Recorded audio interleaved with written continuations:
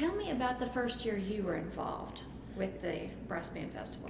It was the very first year, Okay. 1990, and I was involved as a performer in both sitting in with the Advocate Band with George and Vince, and also with a group called Kentuckiana Brass and Percussion, which was a group made up of university brass professors in the state of Kentucky. And that was my principal role that first year, and then began to do more as the years went on. Tell me about beginning to do more. How did you get pulled in? Well, it actually is a bit of a funny story in the connection of one of the things that I began to do. We had a church service, and on the Sunday morning, we would have hymn singing, and we had the wonderful group from New Orleans that came here many years, the Olympia Brass Band. Now, Olympia was supposed to accompany the congregational singing, okay? And they had told the festival and told George, oh yes, we do this all the time. What they forgot is they of course would have done it in the context of New Orleans hymns connected with funerals and things like that. So we got into the service, and the first song was just A Closer Walk with Thee. Well, they did it New Orleans style, very slow, with about between each line of the text there would be this response from the band. So they had about 4 or 5 verses on the program. Well, it took us 12 minutes about to get through Just a Closer Walk with Thee. And then when we got to the next hymn, I think it was something like Since Jesus Came Into My Heart, there was an argument in the band as to whether they knew the song or not. And they were arguing, and so we basically had everyone sing a cappella. So George and I talked right afterward, and I said, because we had started the festival on a rather short notice, he wanted my Salvation Army Brass Band from Asbury University to come over and play, because we had done some joint concerts with the Advocate Brass Band during the school year. Well, by June, we're out of session. We're no longer in session. So I was not able to do that. And I said, well, if you give me enough time, we'll start bringing in a really good Salvation Army band that's like your portable organ. It can be right there. You see, we can do whatever hymns you want. So that was one of the initial things I began to do. I also began to connect with the great bands of the North American Brass Band Association. At that time, I was president of what's called NABA, North American Brass Band Association. So we had worked out a relationship where we choose one of the best bands that came each year. So that was the beginning of my involvement. Initially, a good Salvation Army band, a good NABA band, and then from there, all sorts of other things. And tell me what this year was like for you. This year? This year, the so 25th. Far, it's been terrific. It brings a lot of memories back, 25 years. So in setting it up, we wanted to do both some revisiting of the past. So for instance, some of the groups performing here were literally here in year 1, 1990. Now, whether their personnel is the same, I don't know. So for instance, obviously Advocate Band was the host band. We're bringing back Jack Daniel's Silver Cornet Band. They were here the first couple of years. Now they've been back some other times. The Saxton's Cornet Band from Lexington, the wonderful Civil War band, Old Town. So we began to read Brass Band of Columbus, which was the NABA band, that year. They're coming on Sunday. So we tried to get that sense of, okay, who are some of the very first groups that are still at the top of their game? And we've got those groups coming in. But the interesting thing was, what's new? Do you want to just come to the 25th and just hear the old things?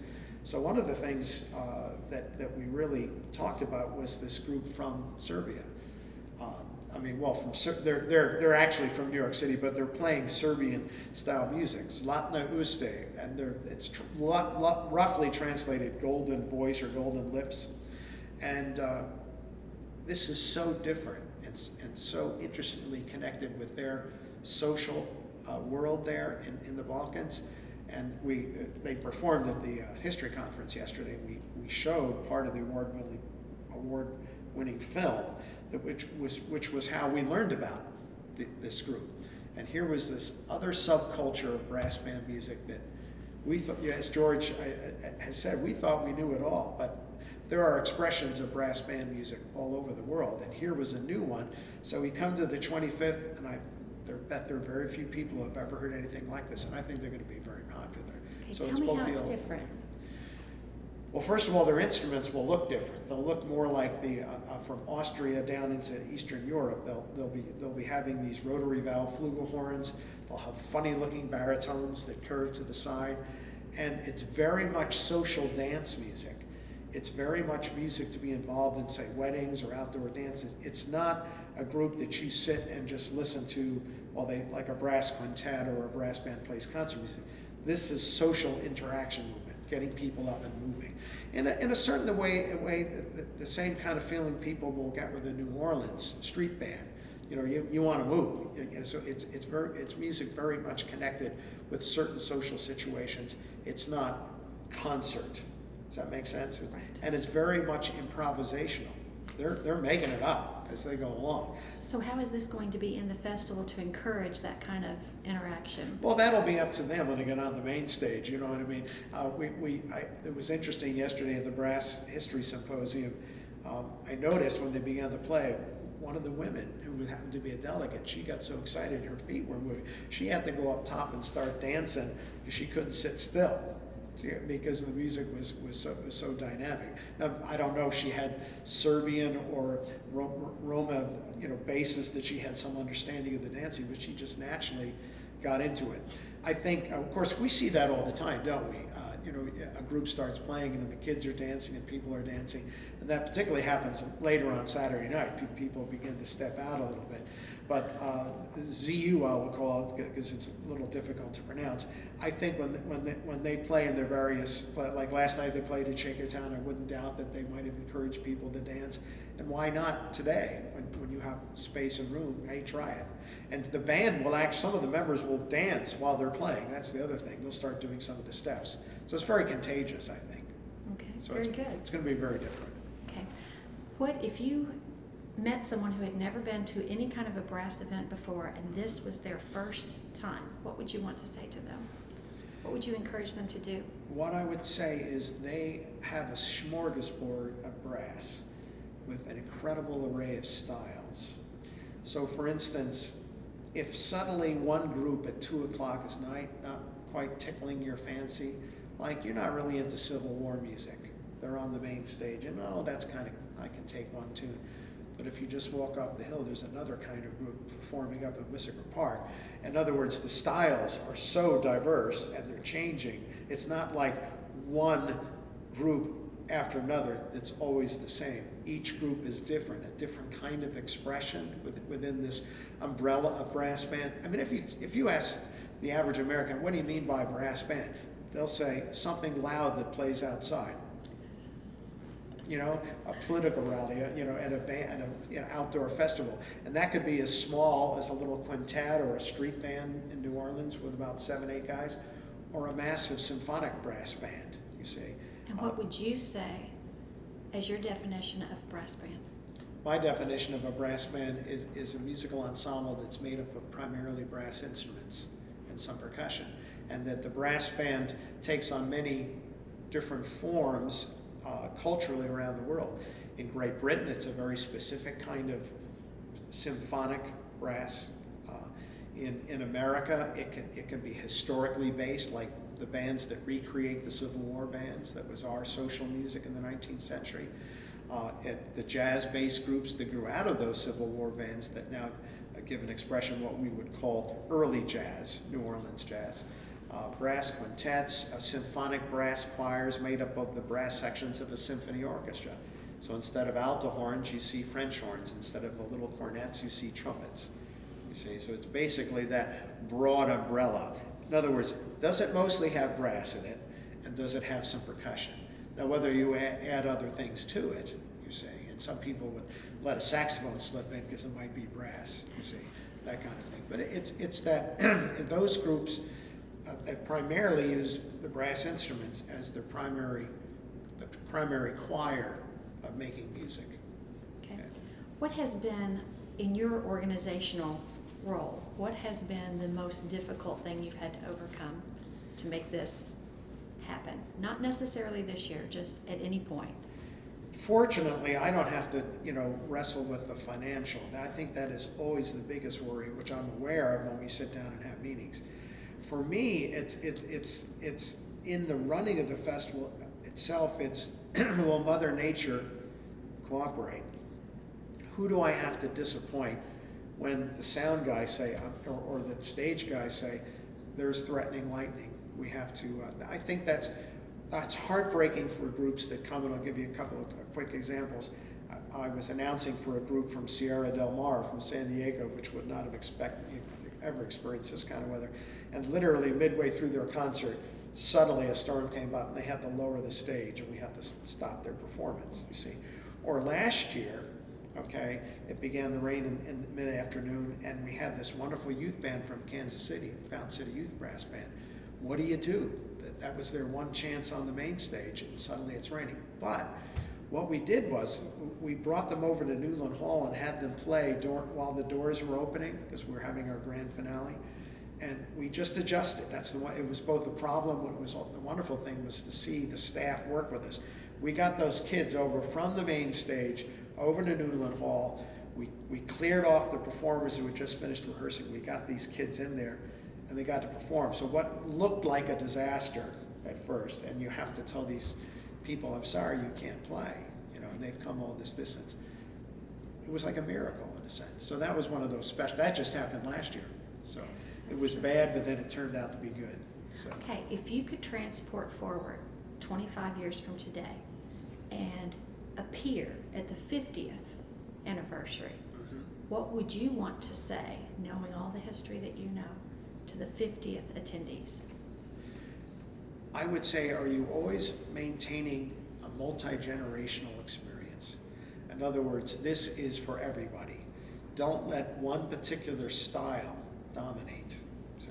Don't turn it into a style where only one kind of music dominates so that you exclude certain people who won't want to come because it's all esoteric and classical, or so outrageously rambunctious and crazy and party-oriented that the families won't want to beginning their children. You know what I mean? Don't let it polarize one way or the other. Keep the good blend, whatever the styles that will emerge within 25 years. Keep a multi-generational approach so that it continues to be a festival that attracts the widest audience. That's what I would say. Try and maintain that balance. And who knows what's going to be happening in 25 years, because we've seen our bands change in styles and yet also remain the same within the 25 years of the festival. Okay, now I know you're all about the music. Sure. But this event is about so much more than just the music. So if you strip away the music, strip away the brass from the Brass Band Festival, what is your favorite event that has nothing to do with brass? What do you enjoy or look forward to or attend every year? I attend every year. One of the events that's really wonderful now, it has a brass component, but it's the church service, you see.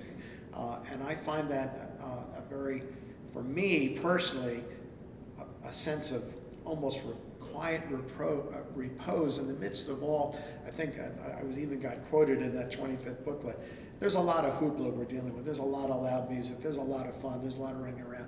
And just for a short time, for an hour on Sunday morning, there's this moment of peace and calm. And for those of us who are Christians, a sense of, prayer and fellowship together, which it's nice to have brass there, but that's not the important thing. Does that make sense? Yes. So every year we do that, and that's a very wonderful experience, you see. And I hope they can continue to do that, you see. Okay. Make that as inclusive as they can. And what is your favorite of all the things that people have said to you as attendees? What is the favorite thing? What is the favorite quote of an attendee to you personally? Oh my goodness. Well, let's think. I think when they come up to us and they say, "This is the best yet." Does that make sense? And you think, maybe, but I've been at 24 and here we're going into the 25th. They all have their personality. Every year has its personality. But when those folks, and by the way, we have folks here who come, they've been to every single one of these, or they've been to 10 in a row, or they went to 3 and then they couldn't go for all and then they come back. When they come up and say, this is the best yet, or can we have that group back? Particularly when it's a group you weren't real sure, are they going to go down, and then they come up and they endorse it. And suddenly it's, yes, maybe we've done some good decisions. Maybe we've got the mix right, because it is about a mix, a balance, you see, because you can't please every single person in every single program, But if you come up with that right balance, and those people come up to you and say, this is the best festival yet, well, thank you. That's about all you can say. That's terrific. Now, of all the questions I've asked you, what do you want to say about the brass band, or about the people, or about the experience that I haven't asked you? I want to say something about the community of Danville. Okay, now I of course was at Wilmore for 33 years, and I would like to say something about how this town has come together to do what they do. Okay, for these 25 years, to watch these people volunteer and roll up their sleeves and work with one another, this is remarkable, and it just doesn't happen across America in quite the same way. You see, turning these festivals sometimes into strictly professional operations or whatever else, there's not a lot of joy in it. But what you see here is people investing in it. Yes, you've got to get some corporate sponsors. Yes, you've got some other money helping you. But primarily, this event happens because of the people in the Danville community. That's why this is special. And that's why I think the festival still feels very much like a family and a multi-generational experience, because the town, more or less, takes it, you see, on and does that. And you see that everywhere. Yes. See, so I think that is a real tribute to the people. And so it's the people in the city of Danville that make it happen. Very good. That's what I think is great. Tell me a little bit about the grand finale. Okay, we started the grand finale 2 years ago when we honored Vince DiMartino with Trumpetissimo. We had Doc Severinsen in, and a host of Vince's former students, and just great trumpet players from all over America came in for this. And one of the things we had been wrestling with is, on the Sunday, you've got the hardcore people that really are into bands that stick around for this. Everything peaks Saturday night. And you get your huge crowd. It's just, you can't even see the edge of the crowd. You know what I'm saying? By the end of the picnic, and that's your big peak, if you would say, of excitement and numbers of people. Sunday morning, you have the worship service, and you have a lot of people come back, and it's kind of a more concentrated. You can sense a more concentrated listening on the Sunday. The party people who are just there for the party, they're not necessarily coming back on the Sunday. So you don't, and a lot of people have got to travel, so you're not getting quite as many people. And we began to notice that no matter what we did outside, we were having trouble holding quite the large number of people. I mean, even sometimes with the top name people, we'd save Olympia to 4 o'clock or whatever on the Sunday. And still it was a little difficult, you see, to get quite the crowd. So we thought, well, what if we did something a little bit different that would allow us to put some of the groups together that you couldn't do on the main stage, because it says, and we have this beautiful concert hall here. And what if we did a finale inside with some of the major performers? It'll allow the setup guys to bring that stage down, because it takes so long to put it up and take it down. We could be finishing, you see, at 3 on the main stage. Meanwhile, we're rehearsing in the Newland Hall, and people can go from the main stage area into Newland Hall. Again, it's getting hot on a Sunday afternoon. People have been out for 3 days now on the hot sun. They get to go into a beautiful air-conditioned hall and to hear a very, very special program. And a program that kind of, shall we say, summarizes what the weekend was about. So 2 years ago, Trumpetissimo. And so we had this honors trumpet choir, and it was going to be United States Army band from Washington, D.C., but we had the sequester, and they suddenly weren't able to travel. So my own Lexington brass band had to be the backup group, you see, at the last minute. So my guys came in, and we had this wonderful festival, that concert there. Last year we did it with the trombone. Right. See, I'm sorry, the first year we did it with 4 community bands. 4 community bands in the area. We had over 200 musicians on the stage, honoring Vince's incredible gift to the people in this area. And then last year with the trombones, it was Lexington came, and that was again a coming together of summarizing what the whole weekend is about. And the same thing's going to happen this Sunday. We've got 3 bands that were in on the beginning. Okay, there's Saxon's Cornet Band will represent the Civil War period, Advocate Brass Band represents the American turn-of-the-century concert band that begins to change from just brass to a couple of woodwinds. And we've got the really good NABA band, Brass Band of Columbus, that came the first year. So they'll each play a little set themselves, and they'll combine at the end. Things like the 1812 Overture with the cannons and the booms and the, you know, that kind of thing. So it's kind of a nice summary, and we hope gives the kind of energy to the Sunday, and it has for the last couple of years, even with the rain last year, that we sense with the huge crowds that peak on Saturday. So far so good. We'll find out. I don't. Third time's a charm. So I guess we'll find out tomorrow afternoon how that goes. So that's why we've been doing that. And we think it's working. So Terrific. Thank you so much. you're welcome.